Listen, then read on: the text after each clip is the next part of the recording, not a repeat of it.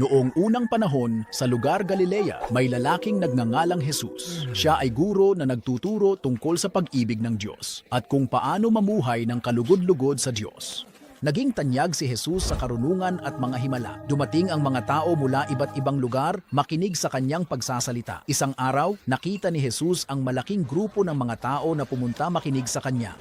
Nagpasya siyang umakyat sa gilid ng bundok upang makita at marinig siya ng lahat ng maayos. Dumating din ang kanyang malalapit na kaibigan, mga disipulo. Dito ibinigay ni Jesus ang isa sa kanyang pinakatanyag na mga aral, ang Sermon sa Bundok. Sinimulan ni Jesus ang kanyang sermon sa isang bagay na tinatawag na mga Beatitudes. At buhay pa isang pagkawalan na sinabi niya sa mga taong madalas na hindi pinapansin o nahihirapan. Sinabi niya ang mga bagay tulad ng mapalad ang mga dukha sa espiritu sapagkat kanila ang kaharian ng langit at mapalad ang mga maamo sapagkat mamanahin nila ang lupa. Nagtuturo siya na mahalaga ang Diyos sa lahat, lalo na sa mga nakararamdam ng kalungkutan, naiiwan o hindi patas ang pagtrato.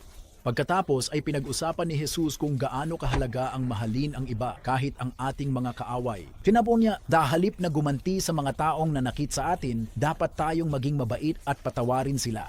Ito ay isang baong sa ideya para sa maraming tao dahil sanay sila na maging mabait lamang sa kanilang mga kaibigan.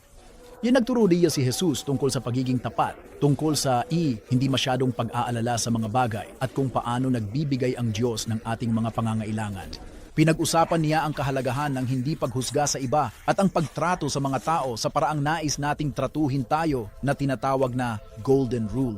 Sinabi niya na ang pagmamahal sa Diyos at pagmamahal sa kapwa ay ang pinakamahalagang mga utos. Nais niyang maunawaan ng mga tao na mas mahalaga ang pagmamahal kaysa sa simpleng pagsunod sa mga alituntunin. Pagkatapos ng sermon ni Jesus, namangha ang mga tao. Hindi pa sila nakarinig ng sino mang nagtuturo ng ganito noon.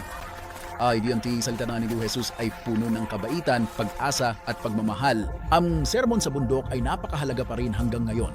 Tinuturuan tayo kung paano maging mabait at mabuti sa isa't isa. Ipinapakita sa atin na ang pagiging mapagpakumbaba, maalaga at mapagmahal ang tunay na nagpapasaya sa atin at nagpapalapit sa Diyos.